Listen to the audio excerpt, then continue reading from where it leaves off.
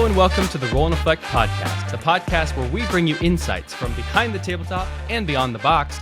I'm one of your hosts, Devon. And I'm Mark. And today, all three of us are going to be discussing our very different experiences at GenCon 2024. Who is the third, you might ask, though? Well, it's no other than our special guest of Gnome Hollow fame, Ammon Anderson. Welcome to the show.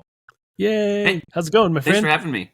Yeah. Doing great, man. It's been a wild couple weeks, so Yeah. excited to come and talk to you guys. Before we get to the core episode of the show, we actually have a reflection question to ask you guys in the comments. So if you have an answer, please let us know below. The reflection question is just going to be asked by us today because we're talking about GenCon. So after experiencing such a sold-out, high-energy event, how do you guys both feel about GenCon's role in the tabletop industry, and what are your hopes for the future? Well, I suspect we're going to see it sold out moving forward for a while. So, which means that you just no longer can show up and get your tickets like you used to. I think it's going to continue to be big like that. You know, there might be some leeway like on a Sunday or something, but in general, the thing that was also crazy about GenCon this year was that Thursday felt busier than a Saturday. Thursday was and wild. 10 plus years, I've never seen it like that on a Thursday. So that was just mind blowing because I'm like, holy smokes, this is amazing. So, yeah, and I think we're just going to continue to see publishers come in with bigger and more flashy booths. You know, it's going to turn into like the San Diego Comic-Con where you're going to have all kinds of flash. And GenCon has already had some of that quite a bit with some publishers, but I think it's going to be more and more moving forward.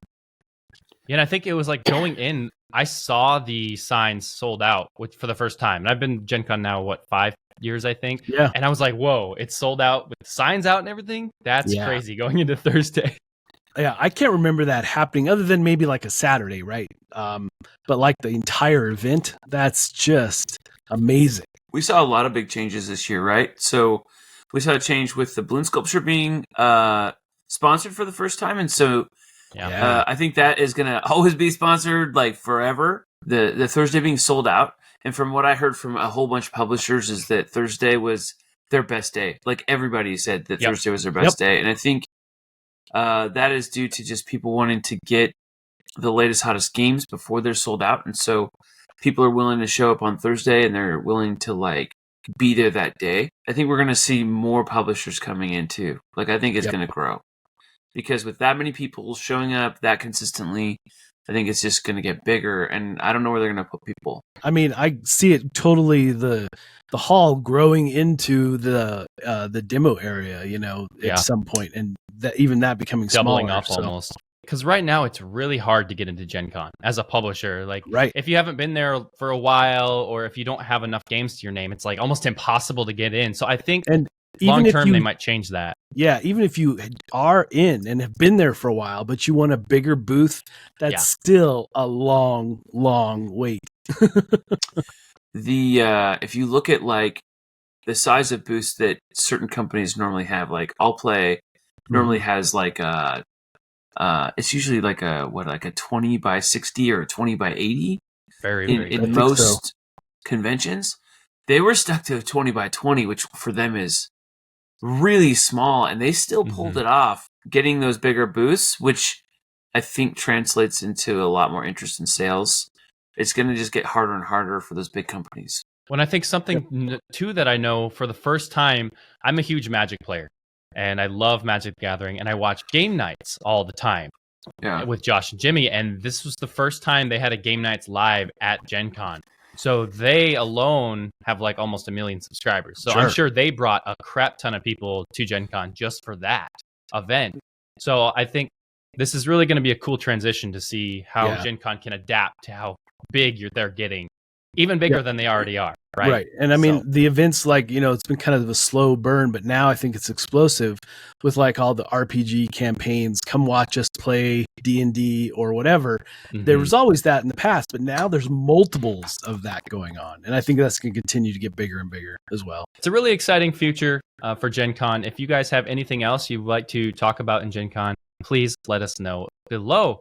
We're going to talk a little bit more about who this kind fella is on the other side of the screen. Ammon, do you want to tell the people who Mark? you are if they don't already know? And what do you do? So my name is Ammon Anderson. I'm an illustrator and a game designer, and I make stuff. So I can't stop making stuff. I love making stuff. I was very fortunate to have a hit game at GenCon that sold out on day one called Gnome Hollow, and positive buzz all around the nation, which is fun. And I'm going to launch it in Germany and Essen. So for the European countries. So it's very exciting. Yeah, that's really cool. And it was really cool to see on the other side, because I've known you for a while now, and this is, like you said, your hit game, right? You have other games, but this is the big one. So it was really cool to see on the other side. Yeah. Of from a consumer side, just to watch you in your element, do the thing. It was really inspiring to us game designers as well. At this point, you're a role model to all of us out there. So we appreciate you for all the hard work you put into Gnome Hollow, and your illustration on top of it was fantastic. So it's cool that you're able to do both of those things. Yeah. It's been pretty cool. The journey, I think there's just so many pieces. So if you break it all out, right, and you think about what is it like to be a game designer, it's really a solitary thing for the most part, right? Writing a book or illustrating, it's very solitary. It's not a group effort. But then at the same time, it is a group effort in the sense that as you're building something, you're taking it outside of that solitary environment. And then you're getting to meet all these people, and you're getting to have these experiences and letting people play test the game and give you feedback. And so then it starts to become, it's a totally different experience than the core game design part of it. And then Gen Con was just it's no longer mine. Now this is this belongs to everybody who loves it. Yeah. And so it's been interesting to feel and get the messages from people this is my new favorite game. We've been playing this as a family all week. Thank you so much for creating it. And seeing just the comments on Facebook, Board Game Geek forums and other places, and just see this very different experience. So I'm kind of writing this and learning it as I go right now too, because it's just been so unbelievable. Just incredible to see where you came from and where this game is. And I mean, you just had not only Gen Con, but then you did your release party, right? And you showed up at it. Okay, you guys need to know this. So we had two local parties, and the first one was at our local Game Haven store. I'm sitting there talking to people. They're buying games and signing games. I turn around and Mark Street's standing there, and I'm what the heck, dude? Where did you come from? And he's we just drove out today for this. I was where are you from? And he's Colorado. And Colorado. I'm you drove for 8 hours to come to this? Are you for real? It was kind of one of those moments where it's I just was so flattered, and it speaks so highly of who you are and how much free time you really have. Mark doesn't work at all. He has all the free time. I never have anything to do. No, I saw, you posted it on Facebook, and I'm if we go on I-80 the whole way, it's 6.5 hours. So that's very doable. I mean, that's not even barely half a day's drive, right? Yeah, so the unfortunate thing is that we hit a crazy storm on the way, which slowed us down by an hour. And it was I haven't been that nervous in a storm in a long time. I mean, you couldn't see to the end of the car.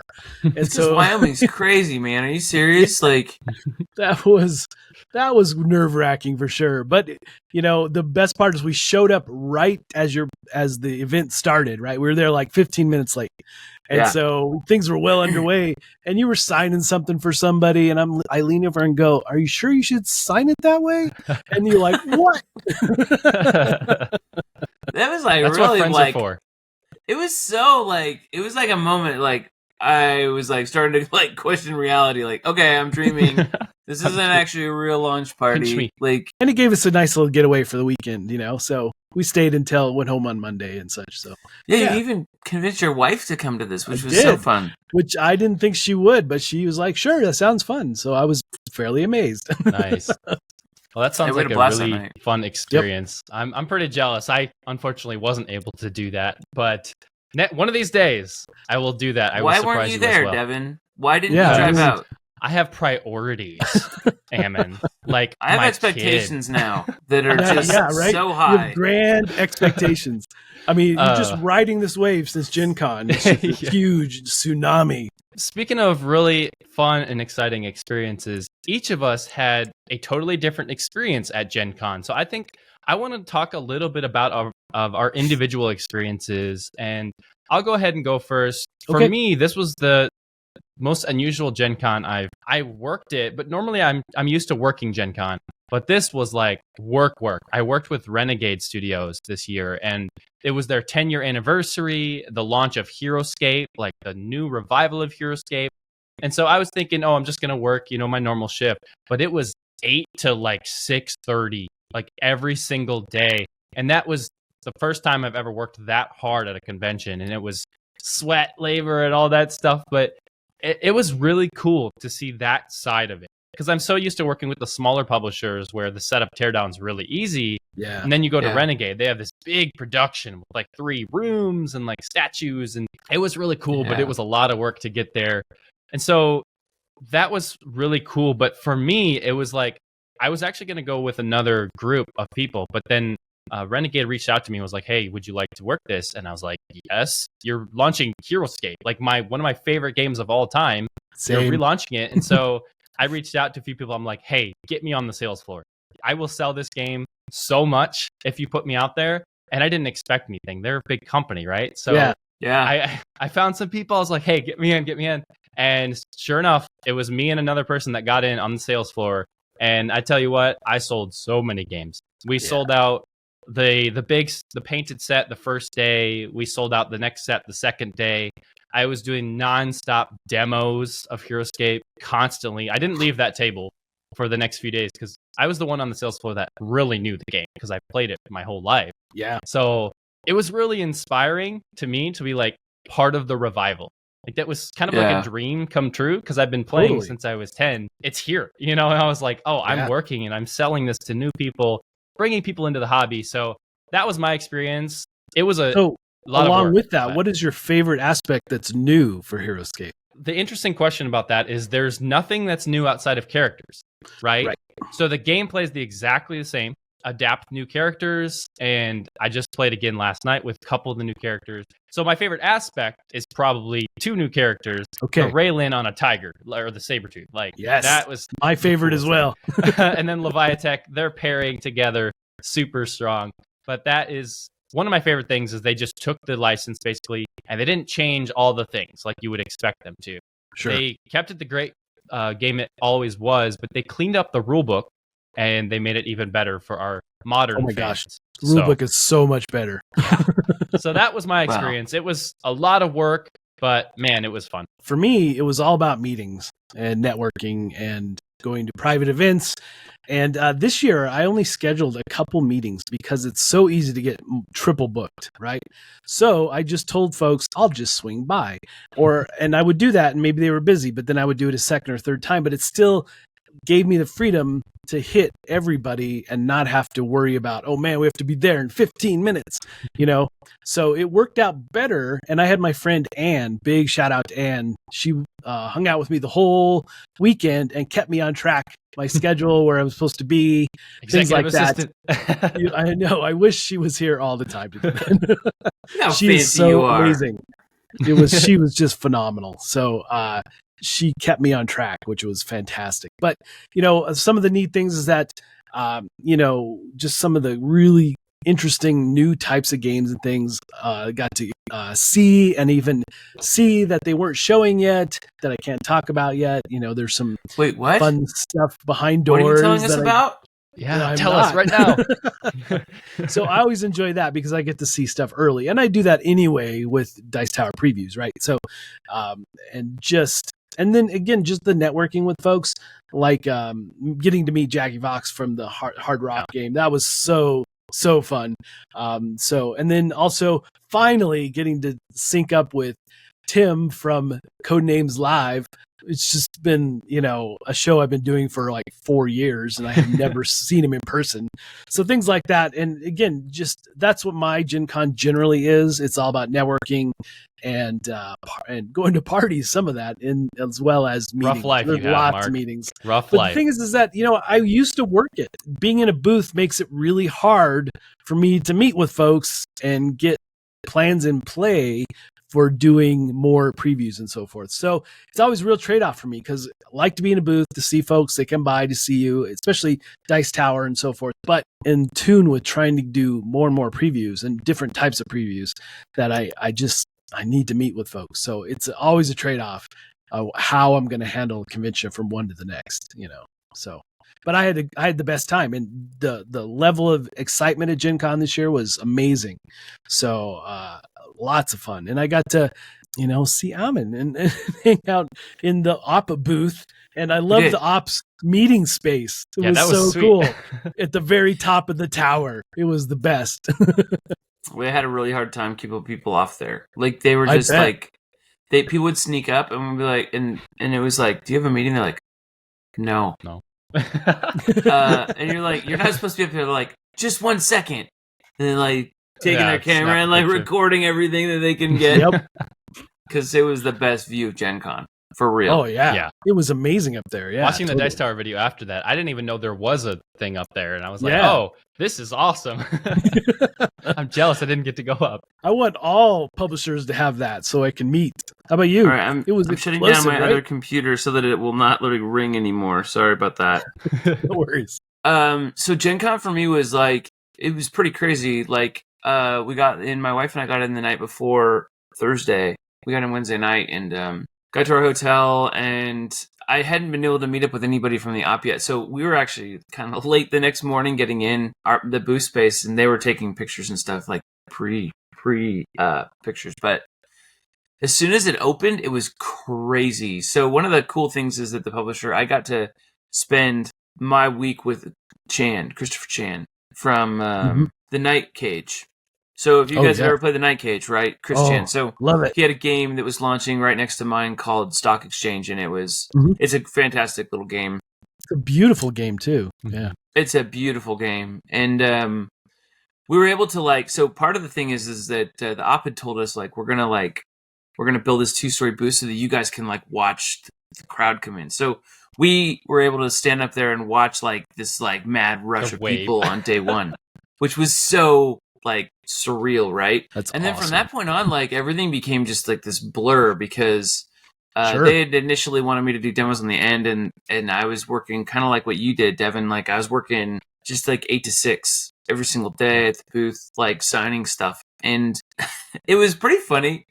Their expectation for how many copies of the game we're going to sell throughout the day was very low. It was they had not anticipated the level of interest, and so they had this wall of games, and so they had 12 of this game and 12 of that game, and then they had 16 of Gnome Hollow, and they were beautifully spaced out, and there was no other games there, and so a line forms immediately to buy the game, and those 16 copies are gone, and they're like, can you bring us a new case?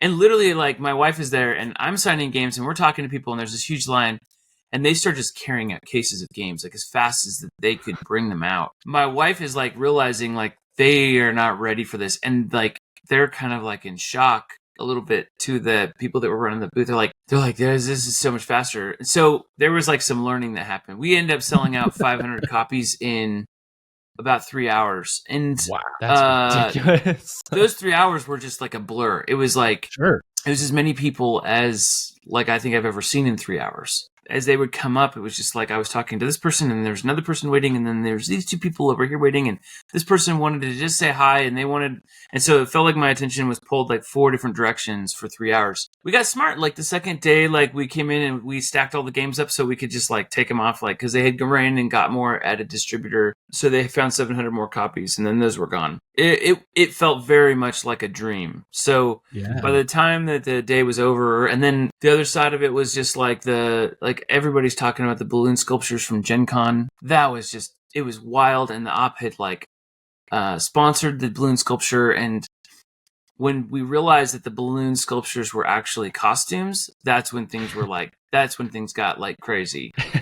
Like walking right by you when you said, "Oh my gosh, we can get in there," and I had to go back to work, but I saw you get into the gnome, and I was like, "Oh my gosh!" It was crazy. So fun. My wife and I we were able to so I was in the blue gnome, and she was in the pink gnome, and we ended up like walking through the hallways in the evening one night, and like 10,000 people are taking pictures and laughing and giggling, and it was fantastic. Like it was like such a surreal moment, and I've got video footage of me in it, and I got video footage of me sticking out through it, and I was like making the crowd cheer, which was pretty funny. Like it was awesome. It was like such a weird, crazy experience. Like I still it took me like a week to process it.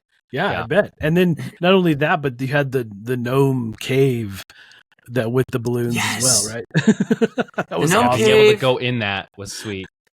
I loved, and there was like some really cool things that they did in there that nobody understood or knew. Like there were these 2 pictures on the wall with green balloons, and they were representative of a balloon artist that had passed away from cancer, and one of them represented a balloon artist that was fighting cancer currently. And there were some just some really neat things that they had done to just support like the balloon sculpture audience, the balloon sculpture community, and also the Gnome Hollow community, right? So there was just like these layers that were so neat to see, and getting to know them better, because when they found out that I was the designer, they were thrilled, and so they've all become my friends. And pretty like surreal thing, when our flights got canceled, my wife and I's flight got canceled out of Indianapolis, and they said we were going to sit there for 3 days until Thursday. We decided to rent a car and drive home, and so we did that. And I was kind of grateful for it, because it gave me 2 days of driving to just process everything that had happened the week before. Sure. And my wife and I would get back to our hotel room at night, and just basically like we would close the door and look at each other and just be like, "Oh my gosh," and then she'd be like, "Oh my gosh," like.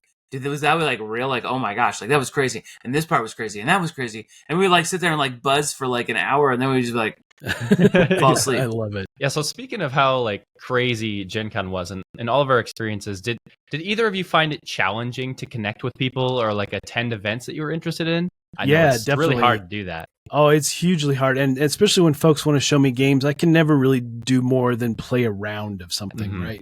So that's a challenge. But also, I just want to say thanks to everyone who did stop to talk to me and get a photo, whatever. It was just, I always love that and appreciate it so much. So, but yeah, it's definitely hard to get to all the different invites that you have going in the evenings or during the day. It just, for me, it was very challenging. And then you had to like split time, like, oh, I can go here for an hour, then I'll go here for an hour, and things like that. So it's interesting. And sometimes just I guess we're not going to make that up.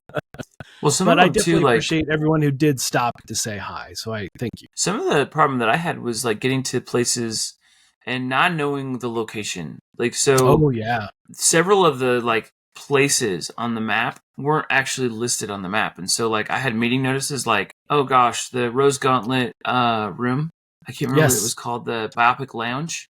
Like so it like I had a meeting notice and it's like, go meet at the Biopic Lounge, and I'm like, okay, I had no clue where's the Biopic Lounge. And like I opened up the little like thing, and it has like the little map, and I'm like, Biopic Lounge, and I'm like, it's nowhere on it. And then I had to go 30 minutes late to this meeting where I was supposed to do it, and I had to go ask somebody, and they're like, I think it's in this room. And so that's one thing that I think could be better, is like, I agree. That map system, I mean, they've been using that building for a long time. They could be. It gives you the impression that maybe rooms were shifting throughout until they were the final day. Oh yeah, I guess final day. You know. Yeah, it was really tough because I was working the whole day. Like I'm normally able to take meetings and stuff, but I had to fit in meetings within like 15, 30 minutes of my lunch break, because I only had one lunch break, and I had to eat lunch, which I didn't even have lunch half the time. But I had like pitch meetings and game design meetings within like 30 minutes. And I'm just like, okay. And then I had to run back to my demo station for the next 6 hours. And it was, I just didn't have enough time to do all the things I wanted to do. Never. But if you're, I wasn't even working a booth, and I still felt like I didn't have enough time to do all the things I wanted to do. If you're working at a booth, you'll never ever have enough time to go and stand in line to get food. Like food is like such a difficult thing to get, and when you do find it, Velveeta crackers is what I survive on every convention. For me, it's all about power bars through the day. That's all. I have a couple of those, and then Protein maybe bars. eat a meal in the evening. So lots of water. I want to talk about lots of water. Yes, I want to move forward a little bit and talk about Gnome Hollow and the origin story, because this is one of my favorite stories that I've heard about. I love it too. So much. Can you tell us about the origin story of Gnome Hollow, how it came to be? Sure. Basically, I was in a car wreck, and I was running like an art studio here in town. I had a studio in the mall, and it was during COVID, and so basically got rear-ended on Christmas Eve, ironically, by a girl who had just been given her first car by her parents. And she was texting everybody about it, and I was sitting at a stoplight in my truck, and she rear-ended me and pushed me through the intersection. I woke up on the other side of the intersection, and the guy who was in the car next to me was actually an off-duty EMT. So he's like waking me up, like, dude, are you okay? Are you okay? He was right in front of the hospital in American Fork. Ultimately, what that meant is that I walked away fine. I felt like I was okay. I ended up spending the night in the hospital, but like, had a concussion, and I woke up with this migraine, and I'm like, they're like, oh, that's going to go away in 2 or 3 weeks. I'm like, okay, cool. That's great. I can deal with that. And it got worse and worse and worse. And then after 3 weeks, it was like crippling. Like I was like laying in bed with my room, like door shut, so I couldn't hear the kids' noise and the lights off. And so I started seeing a neurologist, and it just continued. Like it didn't stop. So 7-8 months later, I'm still just like in constant pain. And ultimately, I got to this point where I just couldn't like lay there anymore. It didn't matter that the light hurt. It didn't matter that my head hurt. It was just like I couldn't do this anymore. But I could only handle so much like stimulus. And so I asked my wife to bring me my paints, because I just felt like watercoloring. And so I have like a little rack right here full of all sorts of papers.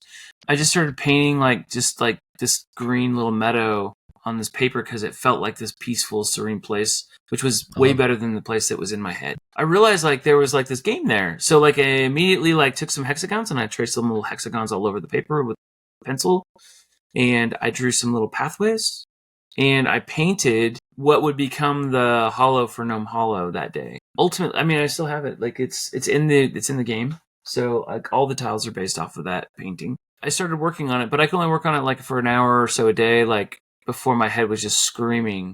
So I built like this really broken game over about a 6 or 7 month period of time. It was like busted. Like it was getting better and better and better, but it was also getting more and more weird and chaotic. And so after, let's see here, it was about 1.5 years after the accident, I finally was feeling better enough, because working on the game allowed my brain to sort of heal, and I was building up my tolerance to stimulus by developing Gnome Hollow. And so I started going back to work. I took some job as a handyman, and I was like fixing people's toilets and like painting doors and like fixing walls, and I was able to do that. And then really about like 3 months before the Ion Award was due, I decided like it was time to finish Gnome Hollow, so I took it off the shelf, and I started like cranking through it, and realizing exactly how concussed I was as I had made this game, because like it was a game made by a concussion person. So I worked on it for about 2 months solid, like every single day, all day long. Finished it up and submitted it, and then that's when it started to get some attention, which was amazing. Yeah, I remember watching the hype for that was like 1.5 years with all the content creators, and I'm just like, what's this game? Like I knew it was good, but it was getting rave reviews constantly. So it was really interesting to see that. You brought up the theme of gnomes, and their world is very charming. So like, because of this concussion, do you think that like led you to more of a peaceful theme? And how'd you go about creating the world that feels magical and inviting at the same time? Yeah, so like my first game is called Taco, and it's very like humor based, because I love to joke around. So like my first game is this one, right? I illustrated it. It's called Taco.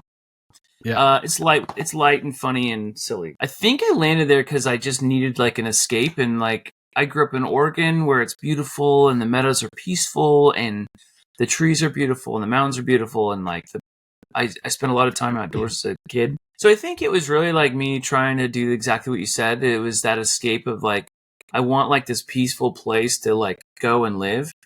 The gnomes were my wife's idea. When I realized I needed little workers, my wife goes, "You have to make these gnomes. Like they're so cute."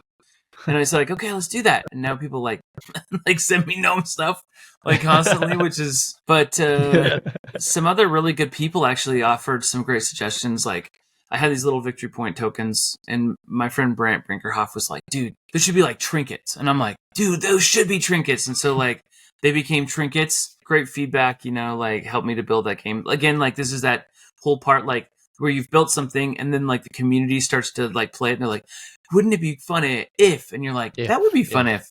And then so then you develop the if and you make it a new thing. The game has a very good blend with your art and gameplay, and it's super thematic. So how did your artistic vision influence the mechanics of the game, and were there any specific challenges you faced in merging those two? Oh my gosh, there's so many. At one point when it was broken, I had a rain mechanic and I loved it. So like if you've ever seen the original artwork has a little gnome and he's holding like an umbrella. I loved it. Like again, right? I grew up in Oregon and it's super rainy and I love the rain, and the rain's always been this peaceful place for me. Like in high school when it would rain, I always wanted to go run in the rain. And so I would jog and run in the rain. And so I wanted this in there. Developed this more gloomy art style that I thought was really fun, and the rain held the game back so many ways, and I had to kill it. Like I had to kill that darling, like, and I mean I had to murder it hard. Like one day I said, I'm taking this out, and my wife goes, I think that's a good choice, and I'd been fighting with it for like 6 weeks. It's so hard to do that. It's really hard to get rid of your darlings. It's so hard. Like, and the thing is like, I was using it as a game timer. And it was also like, every time it would rain, like the mushrooms would sprout and now like you could do different things. And so it fundamentally was a very different game at the time. Like how long did it take you to make Gnome Hollow? And you're like, well, the current version, like there was like 200 versions of this game. And and within those 200 versions of the game, there were like 6 or 7 major iterations where like, you'd have an iteration and then you'd have like all these versions of that iteration. Then you're like, nope. And we're going to like change this. And now we have a whole different game. Ultimately, like the artwork really was informing a lot of the stuff. So I did it wrong. Right. So like if anyone's listening to this, like don't paint a game and then make a game. So it's very backwards because I had to like paint stuff constantly, and painting takes a lot of time, especially watercolor. It's not like a fast getting on my Wacom and like busting out like a piece of art.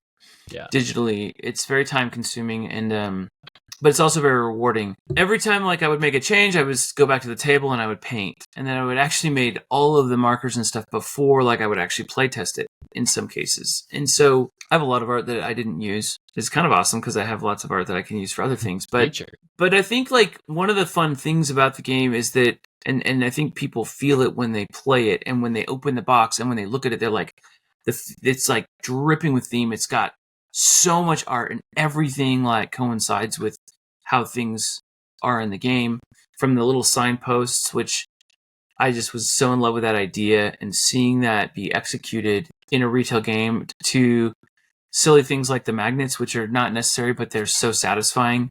Well, that's going to change the whole industry with those magnets. No, I was going to say, I think it's amazing because you can put information on the other side of the board that you can reference now and not have to worry about losing your pieces. And obviously, I don't know what the cost difference is, but I would think it's, even with the metal plate, it's got to be cheaper than the recessed dual or triple layer boards, Well, and dual layer boards, like, especially like the big ones, they bow like this. Yes, like, every time. Do. And so like, even though you have this nice board that holds your pieces, every time you touch it, it like spins. And you're like, oh, stop spinning. So I think it's going to change the industry. And that actually came about, I made them, the original ones, they look like this. Oh, a board. And then I left little holes for magnets. And then I would glue my art on top. This is actually my original board. And so like, and then I would cut out these little holes with it was because I was trying to shoot some video and I needed like, I can't do like 3D animation, which I really want to do. And I was shooting videos for like some competitions. And so like I wanted my piece to go where I wanted it. And I kept like 3D pieces are extra light. And so they skitter around. Ultimately, like I made the board just to shoot a video. which seems like excessive work, but it was actually like less work than trying to shoot the video 1,000 times. Like shooting video, I hate. And yeah, I love it. I can come down and shoot these off on my 3D printer, and then like the next day I was like, click. I was like, I got it first take. Well, I ended up taking those boards to conventions, and people were like, you have to put this in the game. Like, this has to be in the published game. A lot of the magic that happened, like if you look at all the little stories and why this happened and where this came from and where this came from, all the elevated this game over and over. Like it went from like being sort of like a standard tile placement, and then it like a little better and better and better and better, and it stacked up. All those things are like cool little stories. So I guess like when you're building a game, just like allow the game to be what it wants to be. And I started saying that. I'm like, well, the game doesn't want rain. Like, I guess we're going to take it out. I love that. And, you know, as when we were at the release party, we talked about this, but I'd love you to tell folks, you know, the whole idea about creating the circle and what is the largest one you've seen? There's always like some person at the table the first time they're like, I'm going to make like a 28 tile ring. And I'm like, don't do that. Like, please don't do that. Like, you will lose. Like, 100% of the time. I was one of those people because I wanted to see how big I could create it. But it's amazing, though. I did like 18 pieces. And I almost caught up. I mean, I was so close to being, but still, I mean, that's definitely not the best strategy. Well, so like when I teach the game, I'm always like, look, your board has rewards for 7+ ring. And as soon as you go to 8, you're being ineffective. Yeah. There is a strategy, though, and I've tested it thoroughly. You can make some very big rings and win that game. You're not winning it. You're winning it because of the mushrooms. You're not winning it because of, but you're also sacrificing a bunch of stuff in the game. So like you can pull it off.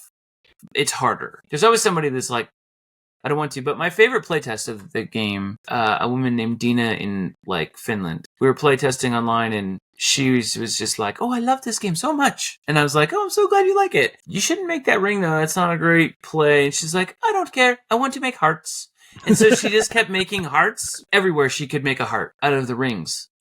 And I would be like, that's not the best way to, like, making hearts isn't, like, the best strat. She goes, I was like, you're not going to win. She's like, oh, no, I'm making hearts, so I'm going to win for sure. And so, like, after she made a bunch of hearts on the table and she realized she couldn't make a whole lot more, she started, like, adding tiles to the edge of the board to make the whole board a heart. Oh, wow. That's amazing. When it was, she had lost terribly. And I said, well, that's Gnome Hollow. And she said, I love it.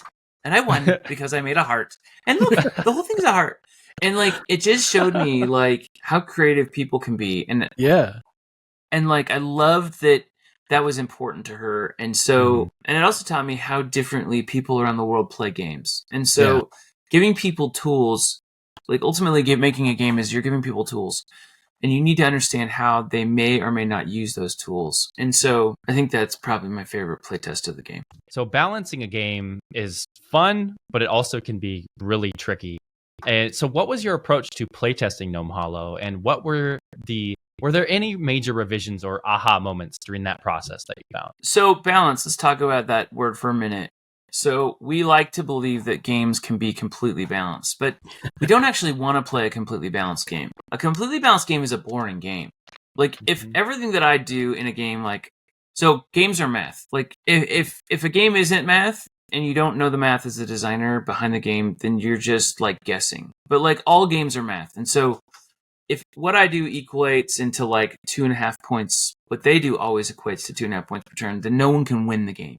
There has to be variables where like a person can be clever and like adjust the value of something. And so the minute that you allow that to happen, where a player can be creative and they can change the math, essentially. And I'm working on a game right now with a friend of mine and we're doing that. And he goes, this is going to throw the balance off. I'm like, no, this is going to throw the balance in. Like this is going to throw the balance into the game where people can actually manipulate the system, which is fun and that feels good.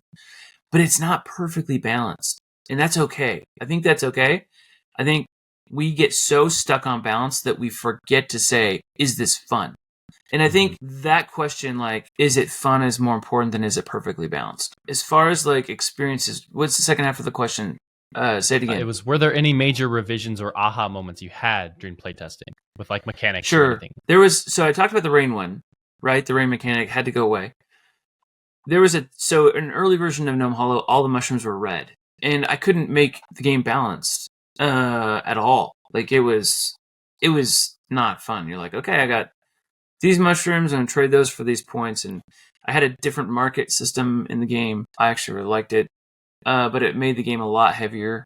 So that may come back in an expansion someday, because it made the game also asymmetrical, which was really fun. I realized that when I started digging, because I couldn't balance the game, that there's a really important concept that I think I needed to learn through this process, and that is that you can't balance anything when you have one resource. The only way to balance anything is to have 2 or more resources, and they have to have a relationship. I went through and I changed the game from having just red mushrooms to having 5 different colors of mushrooms. So they're all still the same resource, but they have very different monetary values, and because of that, now I can build a relationship between things. I would say that was like a pretty big breakthrough for me as far as like trying to understand like how to balance like an economic system within a game. There was also another moment in development where I knew I had a problem because certain people could run away with the game and I didn't fully understand why.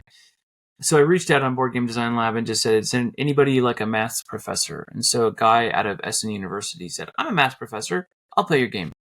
His name is Benjamin Boder, and he's phenomenal, and I think he's just a tremendous person, and I'm excited to meet him at Essen. But he played the game, and about 10 minutes in, he's like way ahead of me in points. He's like, okay. He's like, yeah, you have inflation. You have radical inflation in your game.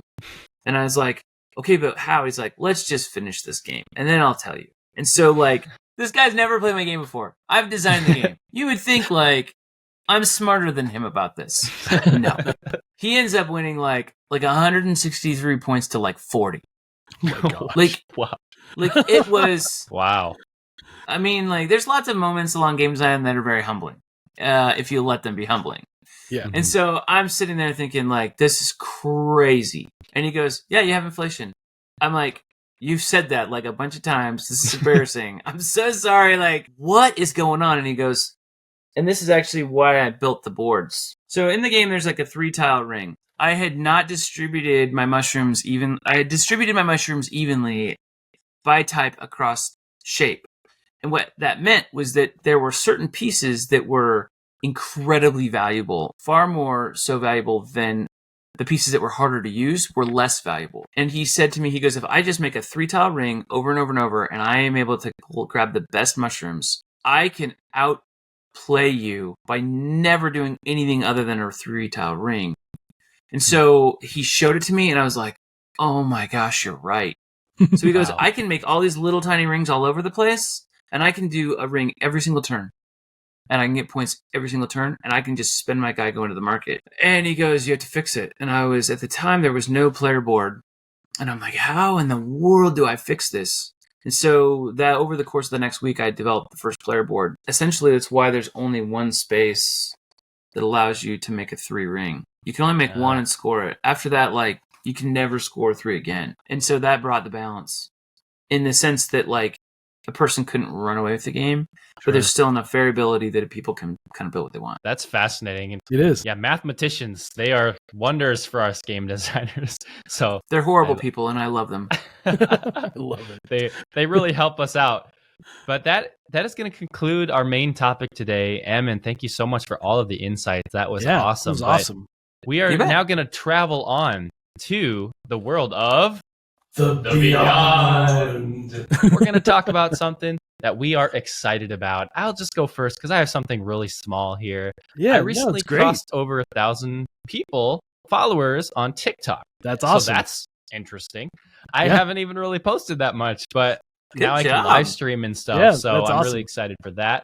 So if you want to follow me on TikTok at BoardGameHype, but then another thing I want to just announce, because I love lifting other people up, and I know Ori Kagan just announced Kagan Academy, his new marketing thing, and I'm all about community, and organic marketing is my favorite thing of all time. But yeah, so that's really exciting. I think it's a need in this industry, especially for us designers. We need to learn how to market correctly and market organically in 2025 going forward. So I'm really excited about that. Those are my 2 Beyond pieces today. That's awesome. Mine is nowhere near. Can I jump in on this?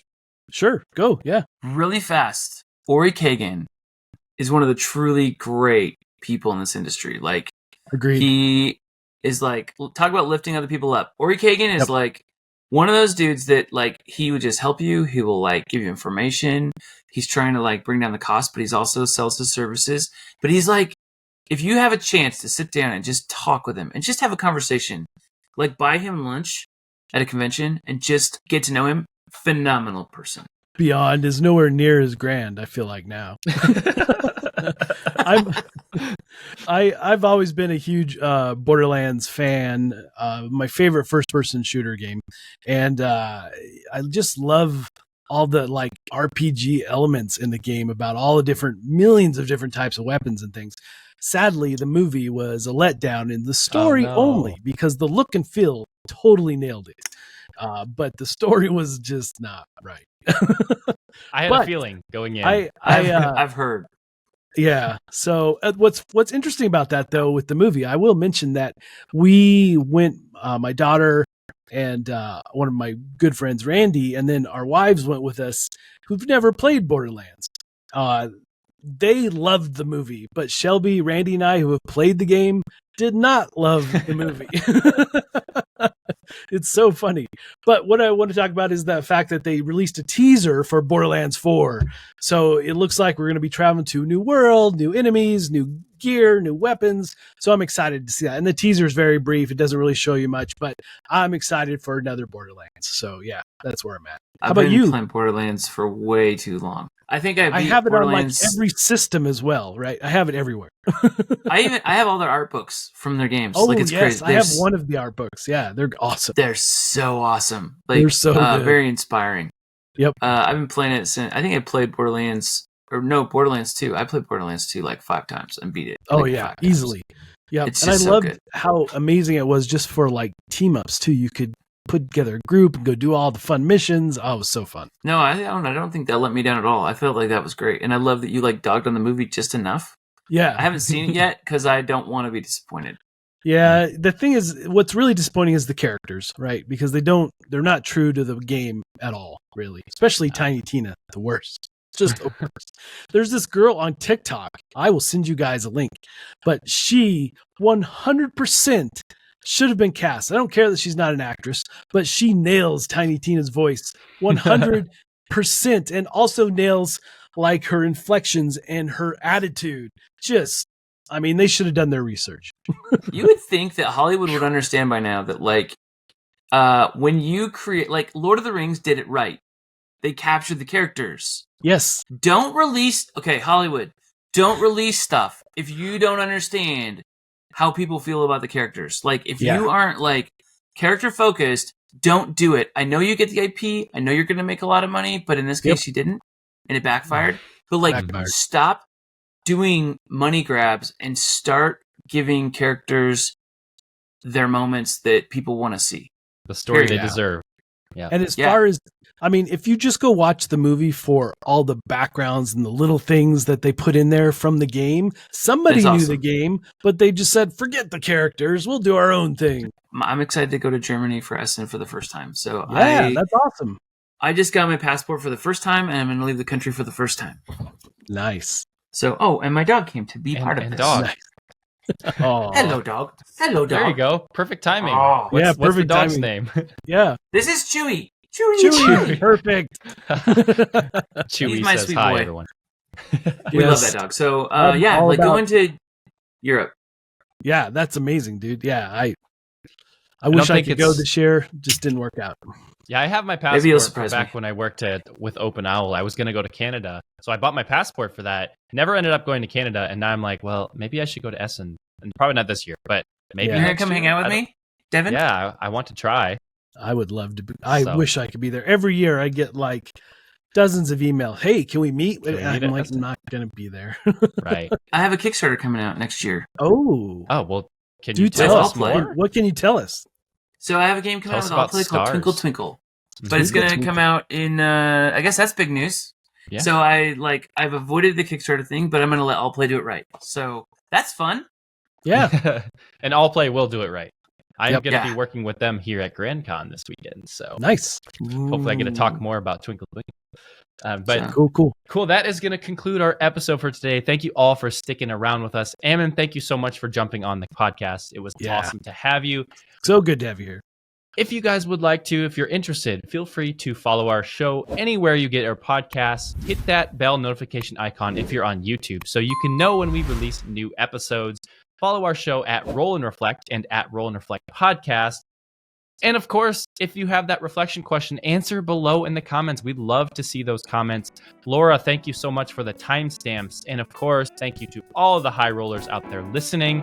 And until next time, may your games be legendary. And your rolls be epic.